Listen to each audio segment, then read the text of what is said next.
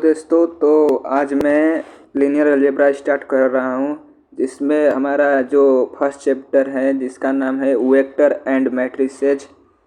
उसमें जो वेक्टर्स का जो टॉपिक्स है पहले, जो कि हमारे इसकी बुक में है, जो कि 1.1 टॉपिक्स हैं, वो है हमारा 1.1 का नाम।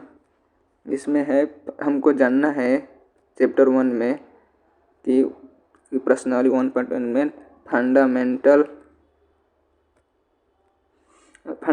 ऑपरेशन विथ वेक्टर्स, मतलब कि क्या क्या ऑपरेशन एक वेक्टर के साथ किया जा सकता है, उसके बारे में इस पूरे चैप्टर जो कि 1.1 है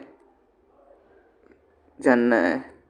तो मैं इसके बारे में पूरे जानकारी दूंगा। उससे पहले आज के लेक्चर्स में केवल हम ये जानेंगे कि आखिर वेक्टर होता क्या है, क्योंकि आप पहले से भी पढ़ रहे हैं वेक्टर के बारे में। तो मैं वापस फिर से बता देता हूँ कि वेक्टर क्या होता है। तो वेक्टर्स जो होता है, सब लोगों को पता है कि वेक्टर्स के पास दो प्रॉपर्टीज होता है। पहला क्या होता है कि इसका मैग्नीट्यूड होता है, और दूसरा होता है डायरेक्शन। ये दो चीज़ एक वेक्टर्स में हमेशा रहती है, ये सबको पता होगा। तो वेक्टर्स को डिफाइन कैसे करेंगे? तो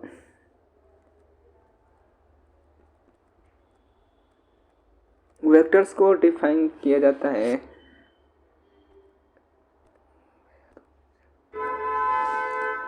मेजरमेंट और क्वांटिटी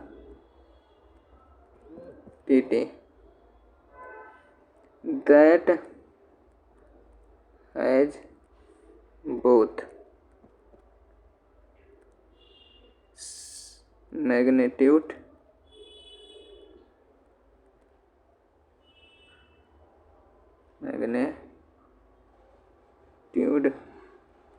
and डायरेक्शन। तो ये जो दो चीज़ होता है, ये चीज़ एक वेक्टर्स में हमेशा होती है। तो ये तो एक नॉर्मल सी डिफिनीशन है, लेकिन जो हमारे लीनियर अलजेब्रा में पढ़ना है, इस सबको पता होगा पहले से। जो लीनियर अलजेब्रा में पढ़ना है उसमें हम रियल नंबर पे बात करेंगे। रियल्स नंबर मतलब इस जो लीनियर अलजेब्रा की बुक है जो दिल्ली यूनिवर्सिटी में लगी है, तो मैं इसे रफ कर देता हूँ। तो जो इसके अनुसार है वो बताता हूँ मैं। ऐसे आप सबको पता होगा कि एक वेक्टर को कैसे रिप्रेजेंट करते हैं, तो पहले वो भी दिखा देता हूँ पहले, उसके बाद मैं अगला बताता हूँ। देखिए, इस वेक्टर को आप ऐसे रिप्रेजेंट कर सकते हैं। जैसे मान लीजिए 0 0 है, और ये कुछ भी मान लीजिए 3 2 है। तो इसकी दिशा, तो दिशा ये हो गया, और इसका यदि मैग्नीट्यूड फाइंड करना है तो इससे इसको घटाते हैं और इसको घटाते हैं, तो हमारा मैग्नीट्यूड फाइंड हो जाता है। वो आगे बताऊंगा। तो ये एक रिप्रेजेंटेशन था कैसे वेक्टर को रिप्रेजेंट किया जाता है। तो आप इस समझ सकते हैं रिप्रेजेंट कैसे होता है एक वेक्टर। तो मैं क्या बता रहा था कि जो इस बुक्स में है, तो मैं जो वेक्टर्स है इसमें इंट्रोड्यूस होना है कैसे कि we introduce vector and consider two operation on vectors, scalar multiplication and addition. Let R denote the set of all real number. मान लीजिए कि ये R है, ठीक है। ये डिनोट कर रहा है set of all real numbers को।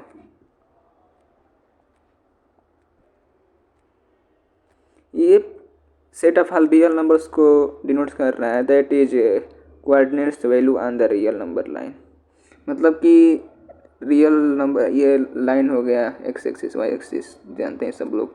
तो यहाँ पे 0 1 2 3 एंड सो ऑन। ऐसे इधर -1 -2 -3, ये सब ऐसे ये होता है मेरा रियल नंबर, सबको पता होगा। तो set of R real numbers के हिसाब से जो हमारी डिफिनीसन होती है वेक्टर की, वो होता है, वो आपका होता है वेक्टर की definition according to real number. तो बताता हूँ, a real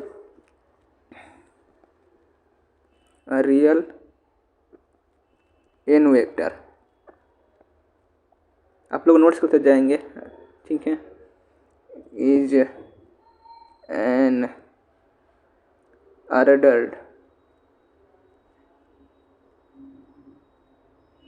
ordered sequence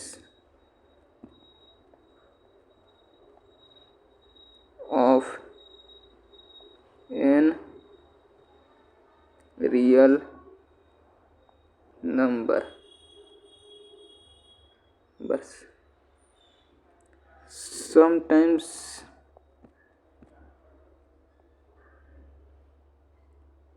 referred as an ordered, notes करते जाइएगा आप लोग, तो मैं भी से लिख करके आप लोगों को समझाऊंगा। N tuple of real number, ये हमारा ब्रैकेट बंद हो जाएगा, मतलब इसका मतलब ये है, समटाइम इसको ये भी बोला जाता है n types real number. The set of all n vectors is denoted by r की पावर n। देखिए, जो भी हमारा रियल नंबर्स होता है n रियल्स नंबर, मतलब कि n, जैसे कि किसी ने बोला कि 2 रियल्स नंबर है, उन दोनों का जो ऑर्डर्ड पेयर होगा, जैसे 1 2 हो गया, तो मैं एक एग्जांपल से अच्छे से बता रहा हूँ। ये आर एन का मतलब क्या है, एन बराबर में कोई संख्या ग्रेटर देन 0 होगी, ठीक है। यदि यहाँ पे 1 रहता है रियल नंबर, तो वो तो एक स्केलर हो गया, क्योंकि एक आर की पावर एन रिप्रेजेंट करता है केवल वो एक संख्या को, किसी 1 10। मैं वेक्टर की बात, वेक्टर पढ़ा रहा हूँ, तो ये 0 ग्रेटर देन 0 बताया, तो मैं ये भी तो बताना पड़ेगा। तो ये मान लीजिए ये एक संख्या, ये केवल एक स्केलर क्वांटिटी है। यदि ये आर स्क्वायर हो जाता है, इसका मतलब इसका 2 संख्याएं हो गई। आर स्क्वायर मतलब कि 2 संख्याओं का पेयर, मतलब जितना यहाँ पर रहेगा,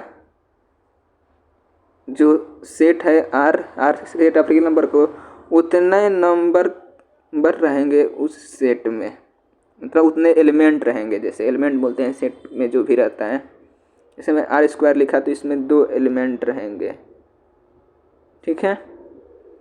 ये है एग्जाम्पल में 2 and -4, ये हो गया आपका आर स्क्वायर। यदि ये आर क्यू होता है, इसका मतलब इसमें 3 एलिमेंट्स रहेंगे, इसका मतलब ये होता है।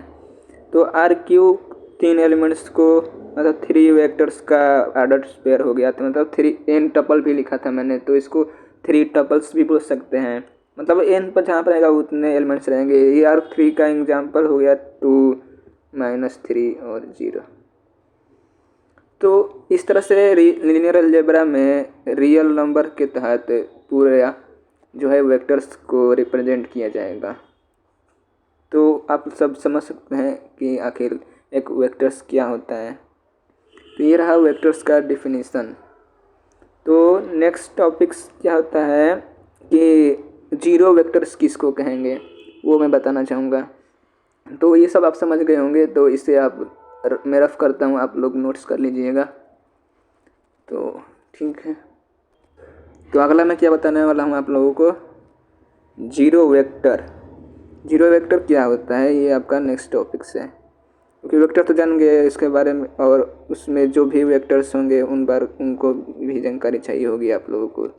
तो फर्स्ट टॉपिक आता है हमारा जीरो वेक्टर्स। तो जीरो वेक्टर्स वो वेक्टर्स होते हैं जैसे कि आर की पावर एन है, इसमें कितनी एंट्री होंगी, एन एंट्री होंगी, इक्वल टू मतलब इसमें जितने भी एंट्रीज हैं सब जीरो हो जाएंगे तो उसको हम जीरो वेक्टर्स कहेंगे। तो इसका इसका डेफिनेशन क्या हो जाएगा, दी वेक्टर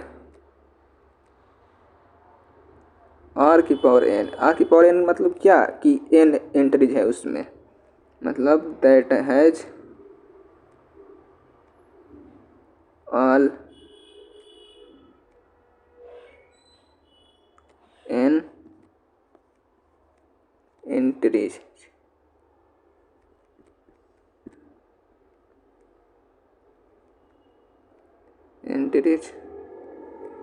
यह equal to zero is called zero n vector. जैसे एग्जाम्पल्स में आर स्क्वायर हो गया, आर स्क्वायर को जीरो एन वेक्टर्स कब कहेंगे, इसमें इसके दोनों एलिमेंट्स क्या होंगे, जीरो जीरो। तो ये हो गया आर स्क्वायर, मतलब ये एक जीरो वेक्टर्स है जिसमें दो एलिमेंट्स हैं R square. And R Q आपका हो जाएगा इस तरह से जीरो जीरो जीरो। इस प्रकार से आर एन मान लीजिए है एन एलिमेंट, तो ये zero zero zero dot dot dot dot zero, मतलब एन एलिमेंट्स हैं तो वो सारे ही जीरो रहेंगे, तो इसको हम जीरो वेक्टर्स कहते हैं। तो आप होप करता हूँ कि आपको जीरो वेक्टर समझ में आ गया होगा, ये आप पहले से भी पढ़े होंगे। तो आगे में अब हमारा नेक्स्ट टॉपिक क्या है, इक्वल वेक्टर। आखिर दो वेक्टर्स दे दिया अलग अलग, मतलब उनमें सेम एंट्रीज रहेगा, दो वेक्टर्स को हम इक्वल्स कैसे कहेंगे। तो इसका जो इक्वल होता है ये इक्वल तब होगा, two vectors in R n are equal if and only if all corresponding entries called coordinates in their n tuples agree, that is जो हमारा फर्स्ट है मतलब दो वेक्टर्स बताया जिसमें से पहला vector x1 x2 dot dot dot xn तक है और y1 y2 ये दूसरा वेक्टर है yn तक। इफ़ एंड ओनली x1 बराबर y1 एंड x2 बराबर y2 dot dot dot xn बराबर में yn। तो मैं इसको लिख लेता हूँ और आप नोट्स कर लीजिएगा, उसके बाद मैं अच्छे समझा रहा हूँ, ठीक है, लिखता हूँ। तो हाँ, तो देख सकते हैं आप मैंने इक्वल वेक्टर्स की डिफिनीशन लिख दी है। क्या लिखा है कि two vectors in R n are equal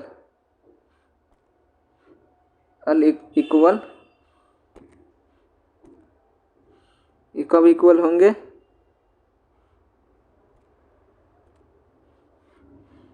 if and only if all corresponding entries in their n tuples agree, that is ये x1 x2 dot dot dot xn and y1 y2 dot dot yn। If and only if x1 बराबर में y1 x2 बराबर में y2 और xn बराबर में yn, मतलब कि x3 बराबर में भी y3 होगा एंड x4 बराबर में y4 डॉट डॉट डॉट, वही चीज़ है, आप सब समझ सकते हैं।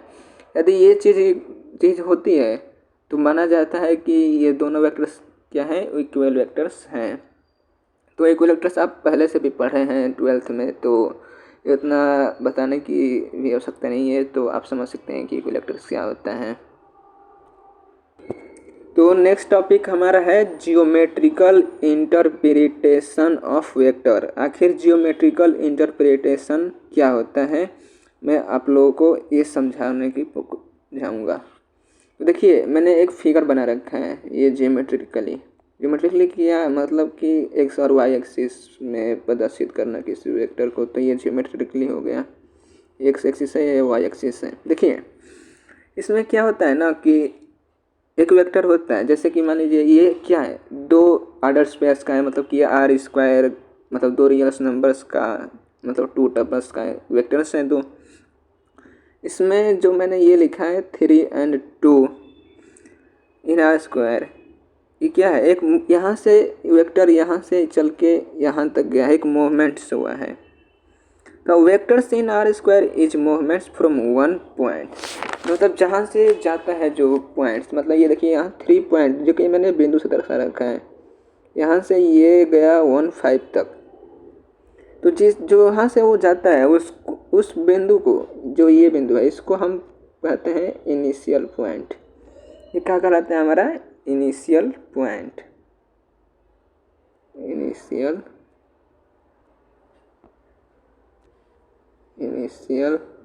पॉइंट। और जो दूसरा बिंदु है, मतलब टू अनदर पॉइंट, जो ये वाला बिंदु है जहाँ पर ये गए 1 5, इसको बोलते हैं हम terminal point. Terminal point in A coordinate place. ये एक हमारा कोऑर्डिनेट हो गया, एक्स वाई एक्सिस का कोऑर्डिनेट हो गया, और ये हमारा फर्स्ट बिंदु हो गया, और इसका मूवमेंट यहाँ से यहाँ तक हुआ है। तो ये जो हुआ है मूवमेंट्स, ये हो गया हमारा इनिशियल पॉइंट और ये हो गया टर्मिनल पॉइंट। और ये क्या है, वेक्टर्स। ये दोनों पॉइंट्स जो टर्मिनल पॉइंट्स और इनिशियल पॉइंट है मिल करके वेक्टर्स का निर्माण करते हैं, मतलब वेक्टर बनाते हैं। तो ये वे वेक्टर्स कैसे मिला, वेक्टर्स का फार्मूला आपको मिलेगा ये कैसे। हमेशा वेक्टर क्या होता है कि ये हमेशा टर्मिनल पॉइंट में से यदि आप इनिशियल पॉइंट को घटाते हैं, मतलब कि सबट्रैक्ट करते हैं, तो आपको वेक्टर मिल जाता, एक वेक्टर्स मिलता है। यदि ये कोऑर्डिनेट्स में है तो इसका हो जाएगा, टर्मिनल पॉइंट को मैं TP से लिखूंगा एंड मैं इनिशियल पॉइंट को IP से लिखूंगा।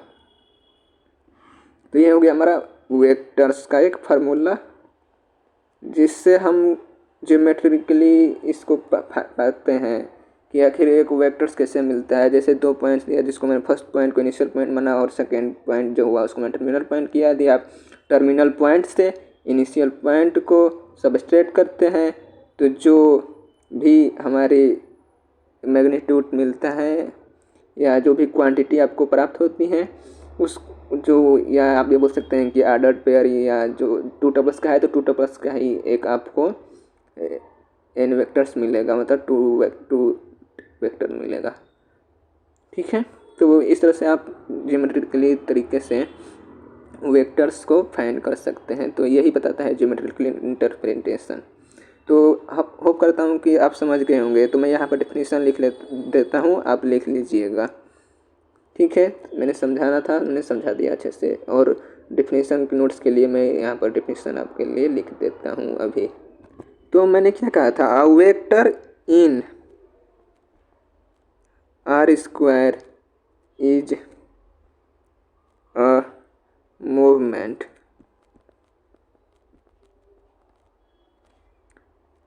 From one point called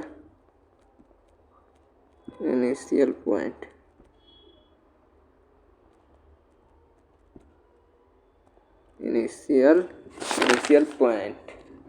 okay. तो ऐसे कॉल्ड इनिशियल पॉइंट को अब ऐसे इसमें कर लीजिए। ठीक है, इसको मतलब जो फर्स्ट पॉइंट है उसको इनिशियल पॉइंट कहते हैं। ये मैंने एक्सप्लेन किया, आपको बहुत अच्छे समझ में आ गया। टू अनदर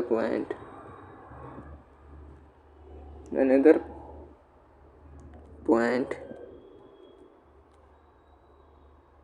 उसको क्या बोलते हैं, called terminal point.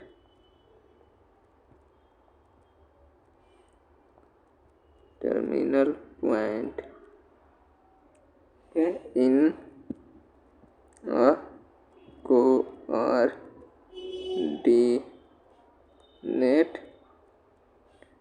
Place.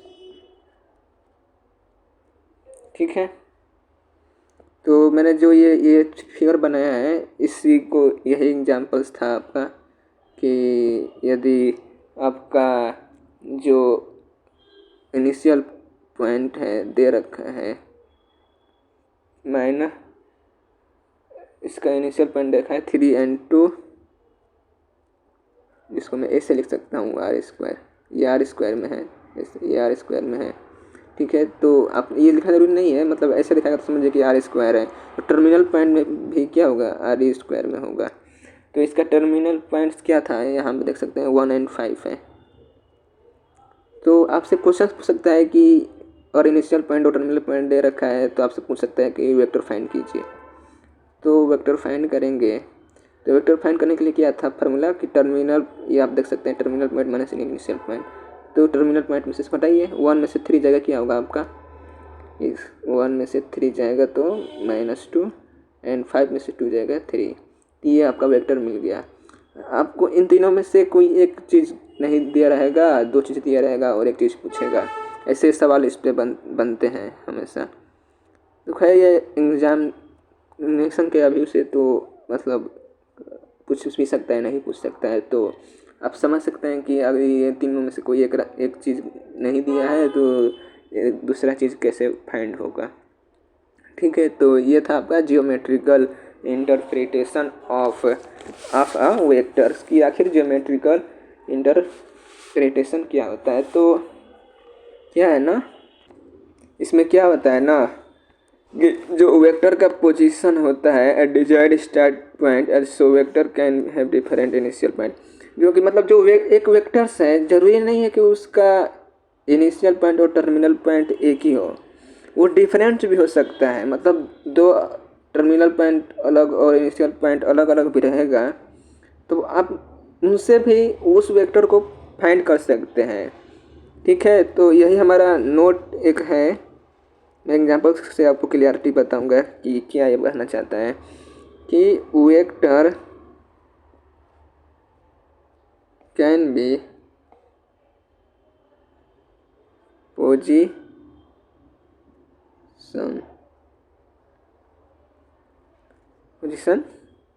At any, आप नोट्स करते जाएंगे, ठीक है, at any desired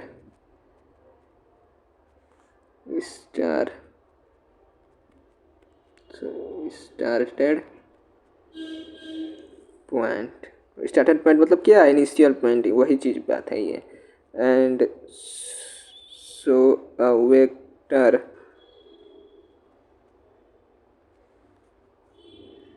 can have different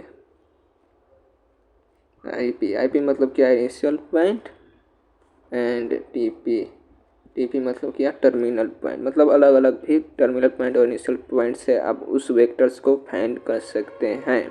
ठीक है, इसका मतलब ये है एज पर डिफरेंट पोजीशन, तो उसका पोजीशन चेंज हो जाएगा, लेकिन ठीक है, एज पर इट डिफरेंट, मतलब कि आप कोऑर्डिनेट में दिखाएंगे तो उसका पोजीशन केवल चेंज होगा, लेकिन वो वेक्टर्स उस तरह से भी फाइंड किया जा सकता है। जैसे ये मैंने बताया था एक, यही हम इसी को लेते हैं, -2 और 3 है। ठीक है, इस वेक्टर्स को आप कैसे मतलब एक और दूसरे इनिशियल पॉइंट और से भी प्राप्त कर सकते हैं। जैसे कि चलिए यहाँ पे लिखता हूँ मैं, ये है -2 और 3। ठीक है, vectors can have initial point, इसका इनिशियल पॉइंट क्या हो सकता है हमारा 5, मतलब ज़रूरी नहीं है कि यही होगा, इससे और भी अलग अलग डिफरेंट मतलब कि इसका लिमिट नहीं है कि कितना होगा। ठीक है, एंड 3 टर्मिनल पॉइंट इसका 3 आप देख सकते हैं, ये है आपका टर्मिनल पॉइंट, ये है आपका इनिशियल पॉइंट। देखिए टर्मिनल पॉइंट हटाइए, 3 में से 5 जाएगा, क्या होगा, -2। ठीक है, एंड ये घटाइए, इसमें से इसको घटाइए, तो क्या आएगा, 3 में से 6 जाएगा, ये सॉरी यहाँ पे क्या होना चाहिए, 9 रहना चाहिए। देखिए ये चीज़ भी तो वही दे रही है, 9 में से 6 जाएगा, 3 आ गया, 3 में से 5 जाएगा, -2। देखिए ये आपका इनिशियल पॉइंट और टर्मिनल पॉइंट अलग अलग है, लेकिन सेम वेक्टर्स आपको मिल गया फिर से। तो यही चीज़ ये नोट्स में मैंने लिखा कि vectors can position at any desired started point, also a vectors can have different initial point and can have different initial point and terminal point। ठीक है, तो आपको यदि राइटिंग समझ नहीं आ रही होगी तो मेरे बोलने के तरीके से भी आप समझ सकते हैं कि मैं क्या बता रहा हूँ। ठीक है, तो यही था हमारा जियोमेट्रिकल इंटरप्रिटेशन। ठीक है, तो यहाँ पर अब लेक्चर्स को ख़त्म करते हैं क्योंकि लेक्चर्स बड़ा हो जाएगा। तो अभी इंट्रोडक्शन में अब थोड़ा सा ही बच गया है वेक्टर्स, जो कि मैं नेक्स्ट लेक्चर्स में आपको बताऊंगा कि अगले टॉपिक्स आप जैसे कि लेंथ ऑफ वेक्टर कैसे फाइंड कर सकते हैं, यूनिट वेक्टर्स क्या होता है, scalar multiplication and parallel vectors क्या होते हैं। मतलब अब ये हमको इसमें क्या पढ़ना था कि फंडामेंटल ऑपरेशन इन वेक्टर्स। तो आपने वेक्टर्स के बारे में अच्छी से जानकारी प्राप्त कर ली। ठीक है, आखिर वेक्टर्स क्या होते हैं। अब इस पर जो भी ऑपरेशंस होने वाले हैं, ठीक है, उनके बारे में मैं नेक्स्ट लेक्चर से बताऊंगा कि आखिर वेक्टर्स का लेंथ क्या होता है, उसका एडिशन कैसे होता है, सबट्रैक्शन कैसे होता है, और किस वेक्टर्स को पैरेलल बोलेंगे। ये सब मैं नेक्स्ट लेक्चर्स में शुरू करूँगा जितना हो सकेगा। मैं छोटा छोटा लेक्चर्स ही बनाने की कोशिश करूँगा ताकि हर एक स्टूडेंट्स अच्छे तरीके से देखे और समझे, क्योंकि मेरा मेन उद्देश्य है आपको अच्छे से समझाना। ठीक है, तो ठीक है, ख़त्म करते हैं आज का टॉपिक्स। कल मतलब नेक्स्ट लेक्चर से कल मतलब शुरू होगा, जो कि नेक्स्ट लेक्चर होगा उस लेक्चर में इसके आगे का ही जो होगा वो शुरू करूँगा। ठीक है, धन्यवाद देखने के लिए। आप यदि ये पसंद आया है तो आप शेयर कर सकते हैं। तो अभी मैंने नया ये चैनल खोला है, अभी 2024 में 27 के आसपास ही, ज़्यादा दिन नहीं हुआ, तो आप समझ सकते हैं कि मैंने सब्सक्राइबर भी थोड़े अभी कम हैं, क्योंकि अभी 2 दिन ही हुआ मेरे चैनल्स को खोले हुए।